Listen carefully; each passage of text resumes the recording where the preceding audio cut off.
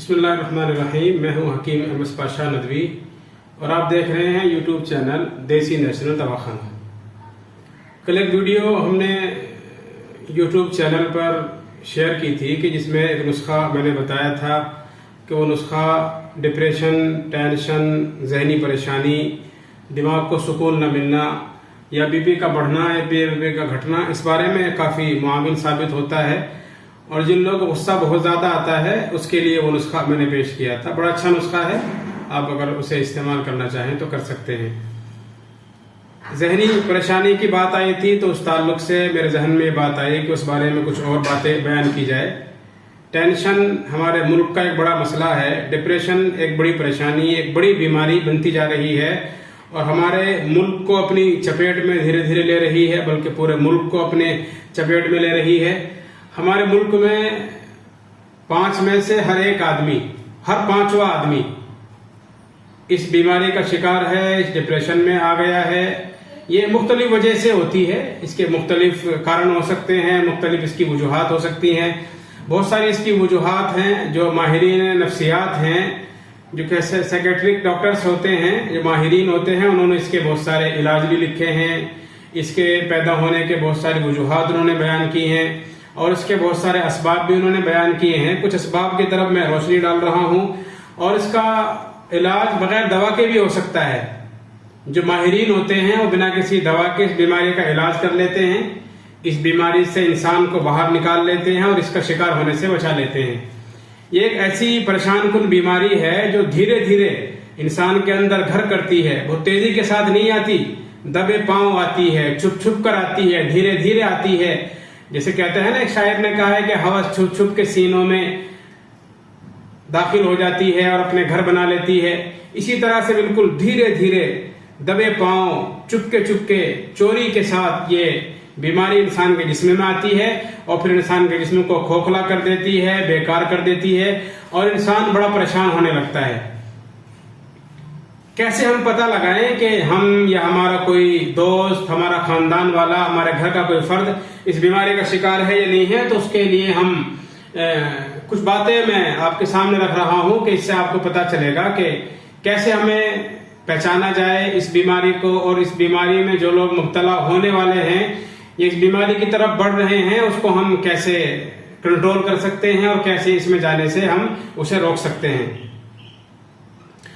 ایک بات ہمیں ذہن میں رکھنی چاہیے کہ اس بیماری کا شکار صرف غریب نہیں ہوتے، صرف مالدار نہیں ہوتے، سبھی لوگ اس کا شکار ہو جاتے ہیں. اور اس کا بڑا کارن ہے کہ ہمارے ملک میں ہر سال لاکھوں آدمی، بلکہ 10 لاکھ آدمی ایک سروے کے مطابق ہمارے ملک میں اس بیماری کی وجہ سے اپنی جان سے ہاتھ دھو دیتے ہیں، خودکشی کر لیتے ہیں، آتم ہتیا کر لیتے ہیں اور اپنے جان ختم کر لیتے ہیں. ہر 5 منٹ میں ایک آدمی ہمارے ملک کے اندر خودکشی کر رہا ہے اس بیماری کی وجہ سے، ڈپریشن کی وجہ سے اور ٹینشن کی وجہ سے. جب آدمی اس بیماری کی طرف چلتا ہے تو اسے نیند بالکل نہیں آتی، اس کی نیند چاٹ ہو جاتی ہے، وہ بستر پر لیٹا رہتا ہے، چاہتا ہے کہ میں سو جاؤں. کئی گھنٹوں گزر جاتے، کئی گھنٹے گزرنے کے بعد بھی اسے نیند نہیں آتی، بڑا پریشان ہو جاتا ہے وہ. اسی طرح آدمی جب اس بیماری میں مبتلا ہوتا ہے تو وہ اداس رہنے لگتا ہے. گھر میں آپ کے فنکشن ہوں، خوشی کا موقع ہو، عید کا موقع ہو، ہولی کا تہوار ہو، رکشا بندھن کا تہوار ہو یا دیپاولی کا تہوار ہو، کیسی بھی خوشی ہو، گھر میں شادی ہو رہی ہو، گھر میں گانا بجانا ہو رہا ہو، تفریح ہو رہی ہو، گھر کے سب لوگ جمع ہوں، لیکن وہ خوشی کے ساتھ بھی خوشی نہیں حاصل کر پاتا، اداس رہتا ہے، چپ رہنے لگتا ہے، کسی سے بات کرنے کو دل نہیں کرتا، کسی کے ساتھ رہنے کو دل نہیں کرتا، بالکل اپنے آپ کو اکیلا رہنے کی کوشش کرتا ہے اور اکیلا چپ چاپ پڑا رہتا ہے.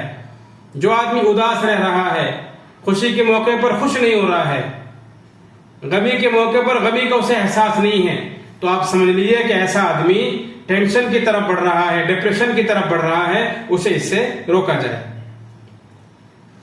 بہت سے لوگوں کی شکایت ہوتی ہے کہ وہ کہتے ہیں کہ ہمارا کھانے کو من نہیں کرتا، بھوک لگی ہوتی ہے انہیں، کئی وقت سے کھانا نہیں کھایا، لیکن جب وہ کھانے کے دسترخوان پر بیٹھتے ہیں اور کھانا کھانا چاہتے ہیں تو منہ میں لقمہ ڈالتے ہیں اندر چبانے کے لیے اور چبا کر اندر پہنچانے کے، لیکن وہ لقمہ ان کے منہ سے باہر نکلنے لگتا ہے اور وہ کھانا چاہتے ہیں لیکن کھا نہیں پاتے۔ چاہ کر بھی آدمی اگر نہیں کھا پا رہا ہے تو اس کا مطلب یہ ہے کہ وہ دھیرے دھیرے ڈپریشن کی طرف جا رہا ہے اور اس بیماری میں مبتلا ہونے کا اس کا خطرہ ہے۔ ایک بڑی وجہ اس کی اور ہوتی ہے، اس کا بڑا جو پہچاننے کا طریقہ ایک یہ ہوتا ہے کہ جب آدمی اس بیماری کا شکار ہوتا ہے تو وہ آدمی اپنے آپ کو کوسنے لگتا ہے۔ کوئی ذرا سی بات ہو اپنے آپ کو دوش دے گا، کوئی کسی کی غلطی ہو جائے تو وہ کہے گا نہیں قصور تو میرا ہی ہے، افسوس کرے گا، اپنے آپ پر بہت زیادہ افسوس کرنے لگتا ہے۔ کوئی بھی بات ہو جائے بسا اوقات اس کی زبان سے شرکیہ کلمے نکل آتے ہیں اور وہ اپنے آپ کو کہتا ہے کہ بس میری زندگی تو بیکار ہو گئی ہے۔ اور ایسا آدمی بار بار یہ چاہتا ہے کہ میں مر جاؤں، بار بار دل کرتا ہے کہ میں زندگی ختم کر لوں، بار بار دل کرتا ہے کہ میں گھر سے نکل کر باہر چلا جاؤں، بار بار دل کرتا ہے کہ میں اپنوں کے ساتھ نہ رہوں، بار بار دل کرتا ہے کہ جنگلوں میں رہوں۔ وہ آواروں کی طرح پھرتا رہتا ہے، پریشان پھرتا رہتا ہے، بدحال ہو جاتا ہے، اسے اپنے کپڑوں کی پرواہ نہیں ہوتی، اپنے آپ کی پرواہ نہیں ہوتی، بننا سورنا بالکل وہ چھوڑ دیتا ہے۔ لوگ اسے کہتے ہیں کہ تمہارے کپڑے کتنے گندے ہو گئے، تمہاری داڑھی کتنی بڑی ہو رہی ہے، تمہارے بال کتنے بے ڈھنگے ہو گئے ہیں، تم کیسے رہ رہے ہو؟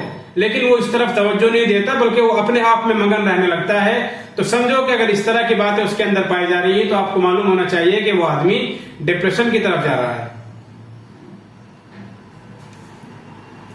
اسی طرح اس طرح کا آدمی بہت اپنے آپ کو اندر ڈلنیس محسوس کرتا ہے، سستی، کاہلی، بالکل پڑا رہتا ہے ہر وقت، ایکٹیویٹی اس کی ختم ہو جاتی ہے، زندگی کی خوشی، زندگی کی رونق اس کی ختم ہو جاتی ہے اور چہرہ بالکل اداس ہو جاتا ہے، چپ چاپ پڑا رہتا ہے، نیند اس کو نہیں آتی ہے لیکن چپ چاپ آنکھیں بند کیے ہوئے پڑا رہتا ہے اور نہ جانے کسی سوچ میں گم رہتا ہے۔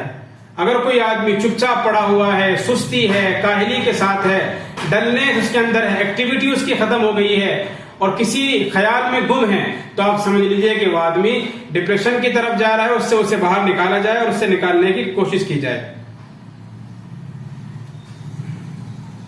جس آدمی کو ڈپریشن میں آپ پائیں تو اس میں ایک یہ بھی اس میں بات دیکھی جائے گی کہ اس آدمی کو غصہ بہت آتا ہے، ذرا ذرا سی باتوں پر، معمولی باتوں پر، ایسی باتیں جو نظر انداز کرنے والی ہوتی ہیں، جنہیں اگنور کر دیا جاتا ہے، ایسی باتیں بھی اسے بڑا پریشان کرتی ہے اور فوری طور سے اسے غصہ آ جاتا ہے اور غصہ آنے کے بعد اس کا بدن پورا کانپنے لگتا ہے اور وہ کسی سے بات نہیں کرتا، یا تو غصے کی وجہ سے سامان توڑنے لگتا ہے یا اپنے سر کو دیوار میں مارنے لگتا ہے یا سامنے والے کے سر پر یا اس کے بدن پر کوئی چیز اٹھا کر پھینک کر مار دیتا ہے، پھر وہ گھر سے باہر نکل جاتا ہے۔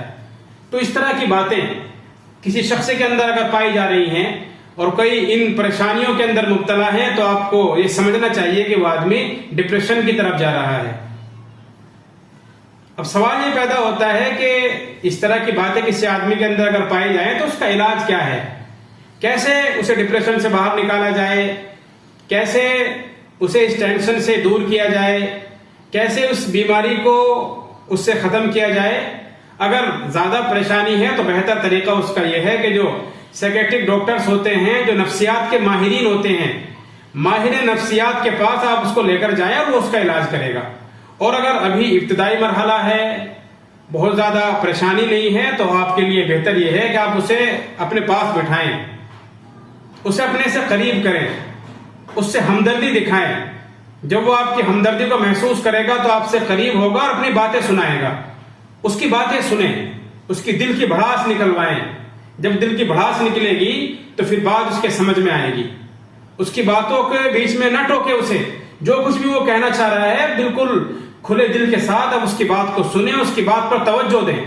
جب اس کی بات کو سنیں گے، اس کی بات پر توجہ دیں گے تو پھر وہ اس کے جو دل کا غم ہے، جو دل پر ایک بوجھ ہے، جو سینے پر اس کے ایک بوجھ ہے، جو ذہن میں اس کی پریشانی ہے، جو ذہن میں کچھ باتیں اس کی باہر نکلنے کے لیے بے چین ہیں، جب وہ باہر نکلے گی تو اس کے دماغ کو سکون ملے گا، اس کے دل کا بوجھ ہلکا ہوگا، تو اس طرح سے اس کی پریشانی کچھ کم ہو سکتی ہے۔ جیسے کہ سمجھدار لوگوں نے کہا ہے کہ غم اگر تقسیم کر دیا جائے تو وہ ہلکا ہو جاتا ہے۔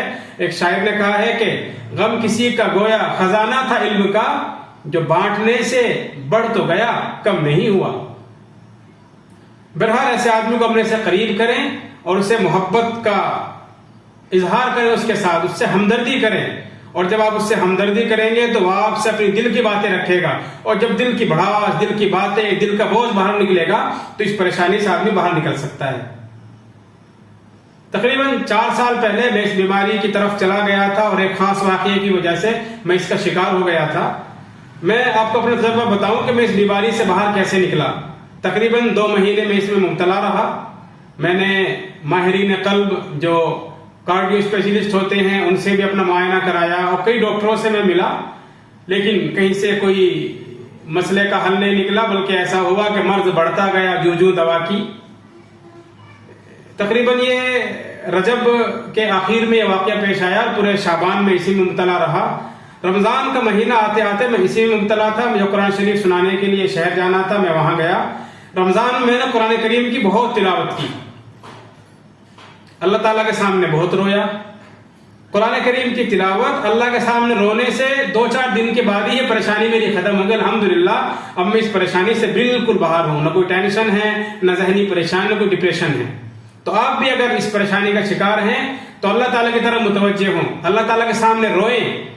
ایک وجہ اور ہوتی ہے، جب آدمی کے اندر سے اللہ تعالیٰ کی ذات، اللہ تعالیٰ کے وعدوں سے بھروسہ اٹھ جائے، اللہ پر توکل کم ہونے لگے، تو سمجھو کہ وہ آدمی ڈپریشن میں جا رہا ہے۔ وہی آدمی اس بیماری کا شکار ہوتا ہے جس کے اندر سے توکل ختم ہو جاتا ہے، اللہ پر بھروسہ ختم ہو جاتا ہے، اللہ کے وعدوں پر سے یقین اٹھ جاتا ہے۔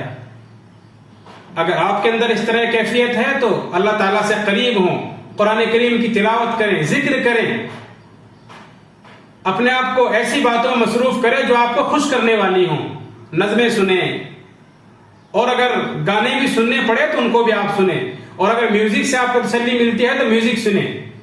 آپ کو اگر سکون ملتا ہے دوستوں کے ساتھ بات کر کے تو گپ شپ کریں، تفریح کریں۔ اگر آپ کو سکون ملتا ہے کھیل میں تو کھیلیں، اپنے ذہن کو منتشر کرنے کی کوشش کریں۔ کسی ایک خاص بات کو لے کر جو آپ کی پریشانی کا باعث ہے بار بار اس طرف نہ جائیں، کوشش کریں کہ اس سے اپنے آپ کو بچائیں۔ آدمی کی خود اعتمادی، حوصلہ، جذبہ، مضبوط ارادہ اس بیماری سے انسان کو نکال سکتا ہے۔ یا تو کسی ماہر نفسیات سے آپ ملیں، اللہ تعالیٰ سے قرب حاصل کریں، نظمیں سنیں، نعتیں سنیں، تلاوت قرآن کریم کا کثرت سے اہتمام کریں، خوب تلاوت کریں۔ قرآن کریم ایک ایسا نسخہ ہے اور ایک ایسا سمجھ لیجئے کہ ایک ایسے اکسیر اور ایک ایسا تریاق ہے، اگر آپ اس کی تلاوت پوری دل لگا کر کریں تو میں دعوے کے ساتھ کہہ سکتا ہوں کہ آپ کی ڈپریشن، آپ کی ٹینشن، آپ کی ذہنی پریشانی بالکل ختم ہو سکتی ہے۔ جھوم جھوم کر تلاوت کریں، مست ہو جائیں قرآن کریم کی تلاوت میں، تو انشاءاللہ آپ کی پریشانی ختم ہو جائے گی اور آپ ڈپریشن سے باہر نکل آئیں گے۔ نبی علیہ الصلوۃ والسلام نے ایک درود بتائی ہے، میں نے خود اس کا تجربہ کیا ہے اور اپنے بہت سے احباب کو تجربہ کرایا ہے جو پریشان تھے، بہت زیادہ ذہنی طور سے پریشان تھے۔ پریشانی کیسی بھی ہو، پیسے کی پریشانی، کاروبار کی پریشانی، گھر کے مسائل، باہر کے مسائل، شادی سے پہلے کے مسائل، شادی کے بعد کے مسائل، کسی خاص آدمی سے جدائی یا کوئی بھی وجہ اس کی ہو سکتی ہے۔ اگر آپ کے اندر اس طرح کی پریشانی ہے تو آپ ایک درود کا اہتمام کریں، صبح شام کم از کم 1 مرتبہ تو پڑھ ہی لیں، لیکن میں نے 100 مرتبہ خود پڑھی ہے اور اپنے دوستوں کو بھی پڑھوائی ہے۔ چھوٹا سا درود ہے، 3 اس کے جز ہیں۔ اللہم صلی علی محمد، اللہم صلی علیہ وسلم واذہب حزن قلبی فی الدنیا والآخرہ۔ اللہم صلی علی محمد، اللہم صلی علیہ وسلم واذہب حزن قلبی فی الدنیا والآخرہ۔ یہ درود اتنا مفید ہے، اتنا مفید اور مخصوص ہے، یہ ذہنی پریشانی کے لیے، ٹینشن کے لیے، ذہنی مسائل کے لیے، مسائل کے حل کے لیے، ڈپریشن کے لیے، کسی بھی اعتبار سے آپ کا ذہن پریشان ہو، اب اس درود کا اگر اہتمام کریں گے تو میں دعوے کے ساتھ 100% بلکہ 101% میں یہ کہہ سکتا ہوں کہ آپ کی ذہنی پریشانی، آپ کی ٹینشن اور آپ کی ڈپریشن بالکل ختم ہو جائے گی اور آپ سکون سے سوئیں گے بھی اور سکون سے آپ زندگی بھی گزاریں گے۔ میرا اپنا تجربہ ہے۔ اور اگر آپ چاہتے ہیں کچھ دوائیں بھی آپ استعمال کریں تو ایک دوا میں نے آپ کو کل بتائی تھی، آپ اس دوا کا استعمال کریں، اور ایک چھوٹا سا نسخہ میں آپ کو اور بتاتا ہوں جو گولی کی شکل میں ہے اور ہمارے مطلب میں وہ حب زود اثر کے نام سے تیار ہوتی ہے۔ حب زود اثر، بی پی کا بڑھنا، ذہنی طور سے پریشان ہونا، ٹینشن، نیند کا نہ آنا، اس طرح کی پریشانیوں کو ٹھیک کرنے کے لیے یہ نسخہ استعمال کیا جاتا ہے اور یہ گولی بڑی ہی مفید ہوتی ہے. نسخہ پیش کر رہا ہوں، نوٹ کریں. حب زود اثر، چندن بوٹی چھوٹی چندن 50 گرام، بال چھڑ 12.5 گرام، است خدوس 12.5 گرام، کالی مرچ 12.5 گرام، اجوائن دیسی 12.5 گرام. یہ 5 اجزاء ہیں: اجوائن، کالی مرچ، است خدوس، بال چھڑ، سنبل الطیب 12.5 گرام، چھوٹی چندن، چندن بوٹی، لال چندن بھی جس کو کہہ دیتے ہیں، لال لکڑی ہوتی ہے، جڑ کی شکل میں آتی ہے، 50 گرام. کم حذف اضافہ کر سکتے ہیں آپ، اس میں کمی زیادتی کر سکتے ہیں. اس سب کو باریک پاؤڈر بنا کر باریک پیس کر آپ اس کی ایک گولی تیار کر لیں اور وہ گولی صبح شام 2 گولی آپ سوتے وقت 2 گولی استعمال کریں اور صبح ناشتے سے پہلے یا ناشتے کے بعد 2 گولی تازہ پانی سے استعمال کریں. یہ پوری تفصیل میں نے اسی لیے بتائی ہے کہ یہ نسخہ آپ کے سامنے پیش کر سکوں، اور یہ نسخہ میرا اپنا خود کا تجربہ ہے اور میرے مطب میں الحمدللہ نسخہ ہر وقت موجود رہتا ہے. اور ان احباب کے لیے ذکاوت حس سے پریشان ہیں، جریان سے پریشان ہیں، نیند نہیں آتی اور حس بڑھ گئی ہے، ذہنی طور سے پریشان ہیں، ٹینشن ہیں، ڈپریشن کی طرف بڑھتے جا رہے ہیں، تو ایسے لوگوں کو میں گولی استعمال کراتا ہوں اور اس گولی کو میں نے بڑا مفید پایا ہے. کچھ دن پہلے میرے مطب میں ایک مریض آئے تھے جو بی پی زیادہ ہونے کی پریشان تھے. بی پی ان کا ہائی ہوتا تھا، روزانہ 1 گولی کھانی ہوتی تھی انہیں. میں نے صرف 3 چیزیں انہیں استعمال کرائی، میں آپ کے بھی سامنے رکھ رہا ہوں، ہو سکتا ہے کہ آپ کے کام آ جائے. میں نے ان کو ایک تیل دے، ٹھنڈا ہوتا ہے، جیسے نورتن وغیرہ تیل آتے ہیں، میرے پاس ایک تیل ہوتا ہے ایم ہربل کمپنی کا، ہیم دھارا کے نام سے، ہیم دھارا، ہیم گنگے ایک تیل آتا ہے، نورتن تیل جس طرح کا، اسی طرح کا تیل ٹھنڈا تیل ہوتا ہے. میں نے ان سے کہا کہ اپنے بال چھوٹے کریں، فریش رہا کریں اور رات میں سوتے وقت اپنے سر میں اس تیل کی مالش کریں. اور دوسرے میں نے کھانے کے لیے انہیں صبح کے وقت 1 آملے کا مربع پانی میں دھو کر اس پر چاندی کا ورق لپیٹ لیں، چاندی کا ورق لپیٹ کر صبح خالی پیٹ 1 آملے کا مربع استعمال کرایا. اور میں نے رات کے وقت انہیں جواری شاہی استعمال کرائی. اس وقت میرے پاس ہمارا جو ایک مخصوص چیز تیار ہوتی ہے، ہم اس کو آملے سے تیار کرتے ہیں. آملے کی اس میں اور بھی 2-3 اجزاء ہوتی ہے، جس کو آملہ پاک آپ نے سنا ہوگا. میں نے اس کو شام کے وقت آملہ پاک استعمال کرا، اس سے ختم ہونے کے بعد جواری شاہی استعمال کرائی. صرف 10 دن میں نے استعمال کرایا، الحمدللہ وہ 10 دن کے بعد بالکل نارمل ہے. ان کا بی پی ہائی نہیں ہوتا، بلڈ پریشر بالکل نارمل رہتا ہے. اور اب جو وہ روزانہ گولی کھاتے تھے، ان کی گولی کی عادت بھی الحمدللہ چھوٹ گئی ہے. بہرحال 2 نسخے میں نے آپ کے سامنے رکھ دیے ہیں. اگر آپ کے ساتھ بھی اس طرح کی پریشانی ہے یا گھر میں کوئی اس طرح کا مریض آپ کے دکھ رہا ہے، اس طرح کی علامتیں، اس طرح کے لکشن آپ کے اس دوست کے اندر یا گھر کے فرد کے اندر نظر آتے ہیں، یا آپ کے مطلب میں کوئی اس طرح کا مریض آیا ہے، تو آپ اس طریقے سے اس کا علاج کر سکتے ہیں اور اس ذہنی پریشانی سے خود بھی بچیں اور اپنے دوستوں کو بچائیں. ایک بار میں آپ کو اور بتاؤں ایک بات، دنیا ختم ہونی ہے، ٹینشن کسی مسئلے کا حل نہیں ہے. بہت زیادہ سوچنا، بہت زیادہ پریشان ہونے سے کوئی مسئلہ حل نہیں ہوتا، بلکہ مسئلہ بڑھ جاتا ہے. اس لیے سکون سے رہیں، اللہ کے حوالے کریں. اللہ ہی کرنے والا ہے، جو کچھ ہوگا اچھا ہوگا، جو کچھ ہوا اچھا ہی ہوا. اللہ نے کیا، اللہ ہی قادر ہے.